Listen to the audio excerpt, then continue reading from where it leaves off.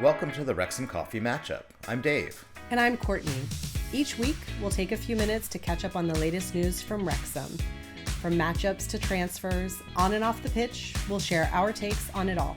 So grab a coffee and join us. Dave, welcome back. Welcome. What an exciting week it's been, hasn't it? Thrilling. Mia said it in the commentary during the match. Magic. I think that's a great way to sum up the last That does match. sum up, yeah. I'm sure we have a lot of positively overflowing thoughts to share with each other over the week. I'm sure. I do want to start, though, with a little bit of a cheeky question to you. Sure. Go for it. Is there anyone who did not play well this week? That was in my note. Part of my notes was I remember we were talking, and absolutely, in my opinion, and I think that this is shared widely, every single player who hit the pitch was playing at their peak, I thought. Yeah. It was just front to back, every single person, whether they were there for, well, there was no one there for less than 30 some odd minutes because of the substitution. Exactly. But it was just an absolutely solid performance all the way around, which is funny because they always have the talks of man of the match. And I know that we're in a group that does its own little vote. And mine was just constantly changing throughout the match. I think the first 90 minutes, it was really tough to choose who that would have. Honestly, the first 120 minutes, yes, you had multiple contenders.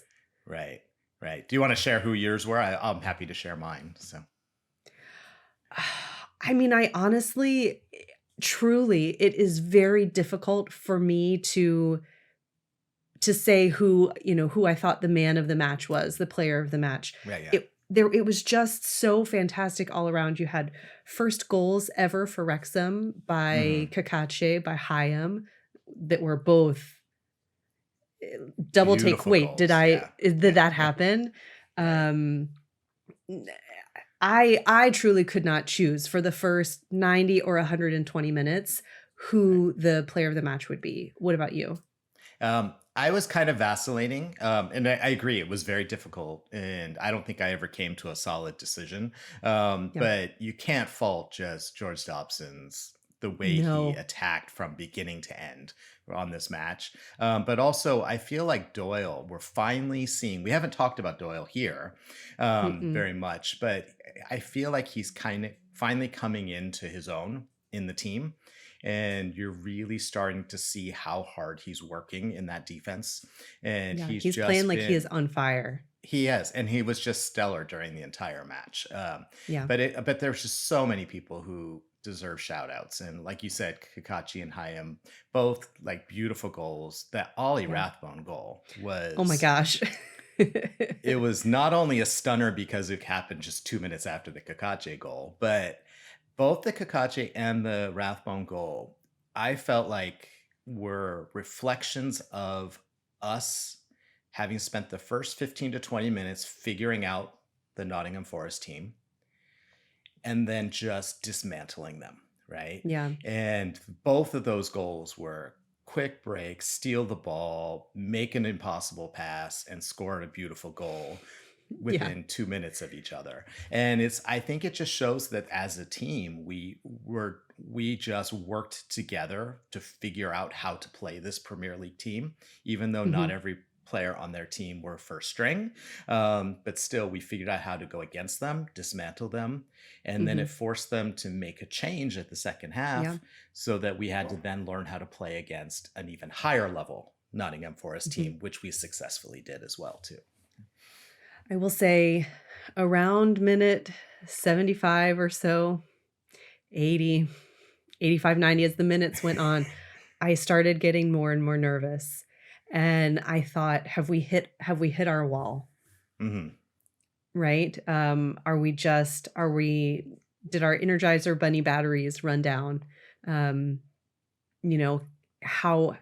are we going to manage, especially when there was that really late equalizer by Nottingham Forest? I thought, oh man, we've got 30 minutes more. I hope we strike fast. And then we definitely did not. I mean, we had chances in that 30 Well, I mean, minutes, we didn't like. I was but we hoping that we would score and oh, get before that, ahead. yes, yeah. And there was one shot in the extra time in the second half that would have put it away, but they nicely defended it. But it was just, I mean, we could give superlatives all afternoon about just how wonderful it was and how great it was to watch. Yeah. But my takeaway from the match is that we spent the first half of the season really proving to other teams that we belonged in the championship, right? Hmm. And I think we've gotten to the point where we're now into the second half of the season where no one's questioning, are we a championship level team? It's pretty Hmm. obvious that we are. We're ranked ninth at the moment. We're on a good momentum. But I think what this showed is also that we can hold it our own against a Premier League team. Yeah. And they may not be a top Premier League team at the moment, but we're making an argument that if we keep progressing it this way, then it is the obvious next step, whether it's this year, next year, or the year after, that we will then be competing with teams like this on a regular basis, and I think we'll be able to Hmm. do it. Yeah, what do you think? I agree. I think. I think that this kind of puts the full stop at the sentence that we've been hearing all season around exactly what you're saying. Yes, we belong here. But even I think beyond that, yes, Parky can coach here. Yes. I think that was maybe not even a subtext for the first part of the season as well is a lot of people saying, well, obviously the reason that we're getting the results that we're getting is because he's not a competent manager at this level. And now those people are just chirping crickets. And is that a fair argument? Just because someone hasn't coached at the top of the championship or at the Premier League, does that mean they can't? Hmm. I And I don't think that's a fair argument in the world, Yeah. maybe in the world of this niche of sports. But it's not the Hollywood money that has us where we are at the moment. It's the Yeah. Hollywood money that enabled us to hire Yeah. Parkinson, and owners who trust him and have trusted him from the very beginning to run the Hmm. show the way he thinks it should be run. Yeah. And this is what we're seeing 5 years into it, is that this is the success that, with the support of the owners, Hmm. this is what Yeah. has been able to be built. Yeah. And I think that the notoriety in the early years might have worked against some of the recruitments, but now people are far and wide seeing what a parking environment is, and there are Hmm. players who are drawn to that. And so Yeah. of these 13 new players that we have this year, I can't think of maybe one or two that aren't 1,000% like on board with this style of play and are Hmm. excelling at it. So I mean, I Yeah. think that I agree with you 100% that it's all down to Parky and sort of his vision and the Hmm. fact that he just continues to go forward. And it was Yeah. so nice to see how elated he was in the post-match interviews, because I mean, he almost smiled. It was great. He almost had a hint of a dimple. Yes. Yeah. So we have to talk about the shootout, the penalty kicks, of course, because Yeah. that was Yeah, we do. that was one of those that just could have gone either way. I don't know if you saw on social media over the weekend, but James McLean, who was the only one who did not make his Yeah, his shootout that goal, was painful. posted a video of him missing Okay. with the caption, "Hey kids, this is how you don't do a penalty kick." Bless him. But I will say, I mean, that was so nerve-wracking. But then immediately after that, what happens? Arthur saved the next one. Right. And it just kind of And brought it so you level go again. from this Yeah. Yeah. gut-wrenching, like, to, all right, well, we're even at least. Right. Right. And I mean, Arthur was just the epitome of common cool. Right. Yeah, he was And really, it's one of those moments. I mean, it ranks up there with, Fozzie's save a couple years ago when we were in the National League that helped us get promotion. It was yeah. just that level of excitement. And he just continues to excel, which we've been talking Yeah. about quite a bit. Yeah. And it's funny that you said calm and cool because the very first thing that I noticed, so after the first three, after each of the first three goals that we scored in the match, what Mm, happens? You get this huge celebration and pumping arms right. and, run and slide your knees on the ground. And Arthur's reaction to that final save that, sealed the match, us beating a Premier level team, a Premier Mm. League team. And this was his response. And I just thought, what nerves of steel he must have. And then the whole team is rushing around him and jumping on Right. top of him. But I just thought, my gosh, that's like, what a guy. What a What a guy. guy. Yes. And we can't wait to see what happens in the next round with that as well. So, Which actually, that is a very good point. So, as we are filming right now, I do not know. The draw just happened. Who are we playing in the next round? so there was a 40-ish to 50% chance that we would get another Premier League team, and that would be sort of our goal would be to get another Premier League team to show where we're going through the whole thing. And we drew Ipswich Town at home. And ironically, so Ipswich Town currently third in the championship. We drew against them 0-0 in November. We are Mm-hmm. currently scheduled to play them at home Yep. on February 21st, which is the In match a match that that we you and I hope are to going attend. to. Yes. So now they'll be playing them at home the weekend before, sometime between the Friday and the Monday, and then again Ooh. on the following Saturday. So I took a Okay. very brief, it was moments before we started filming that I saw this, and I was going to do all my research and didn't need to. But I did take a quick peek at the Done. social media, and a lot of people are not thrilled about Yeah. this. But I see this, I mean, we're heading into another semi-busy period of league play. The next month or so is going to be very important as we sort of solidify our position in the top half of the table. If we can play really well against them and beat them twice in a row, that would not only put us higher up on the table, but then it would also take us into the next round where our chances Mm-hmm. for another Premier League team Yeah. would be even greater. So, But also think about it this way in terms of preparation, yes.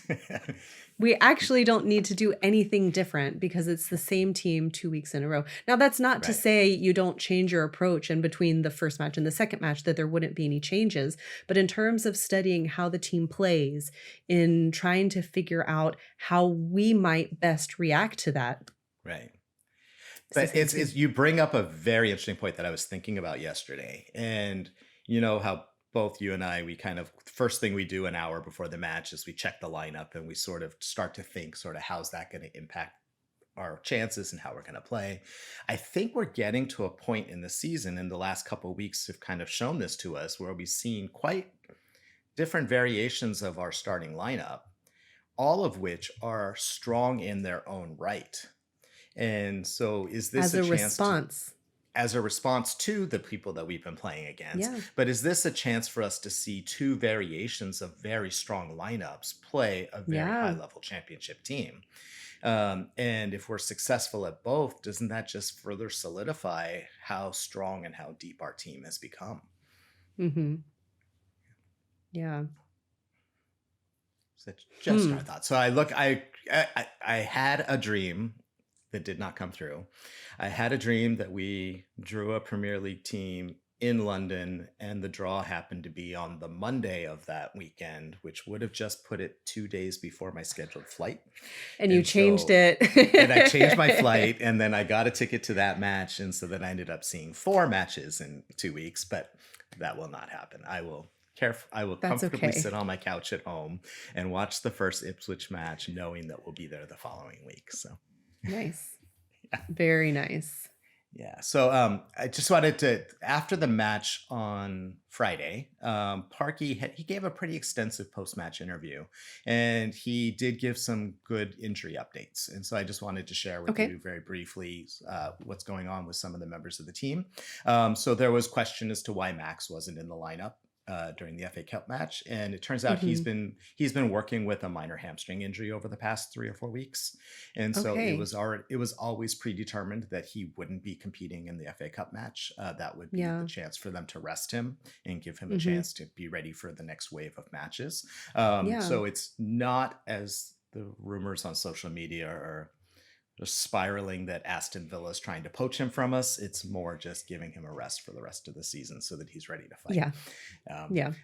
but Kiefer Moore is close to returning, so we should see him Okay. back in the lineup. I don't know if he'll be Which at starting or this if he'll point is be. almost going to feel strange. It is because Sam Smith has just been playing so incredibly well. Hmm. And like I said last week, maybe there's a chance at some point where we see them together and see what they Yeah. can do. So that'll be Yeah. interesting. But he's Matty close James to would still have to returning. be there, though. Yes, of course he will. Of course he will.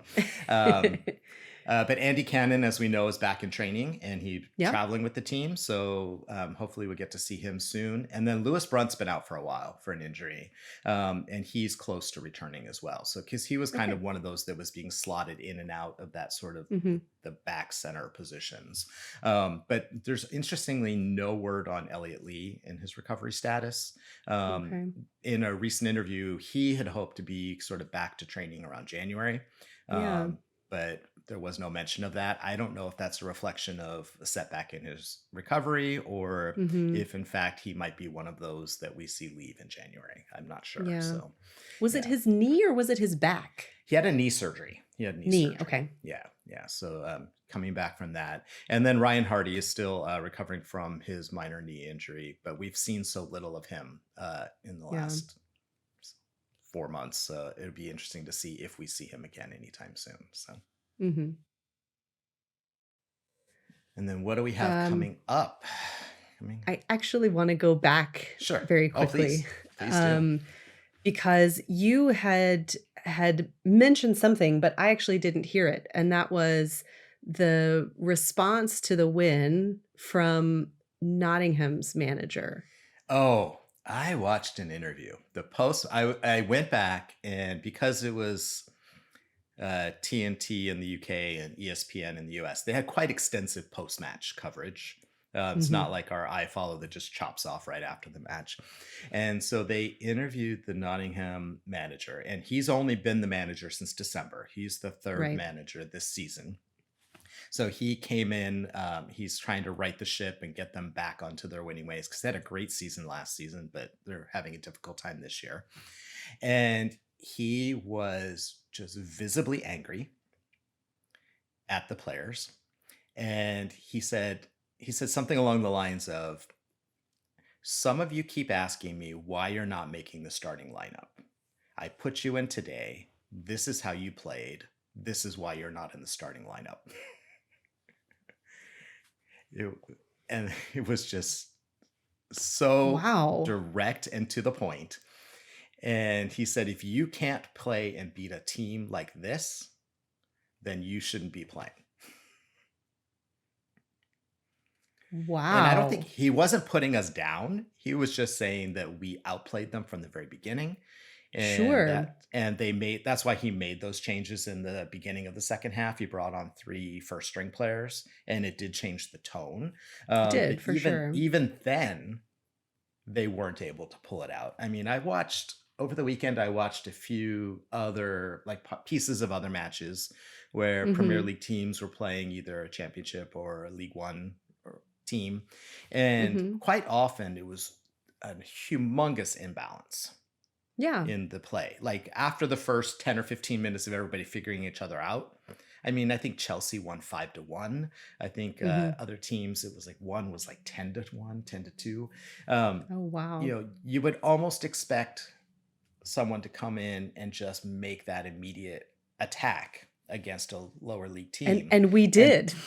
No, but they didn't. I think that's the whole point. I know. I think this goes back. Like, don't underestimate Wrexham. We No. might just be a championship team, but Yes. we're no third wheel. I don't know. I don't know what metaphor goes here.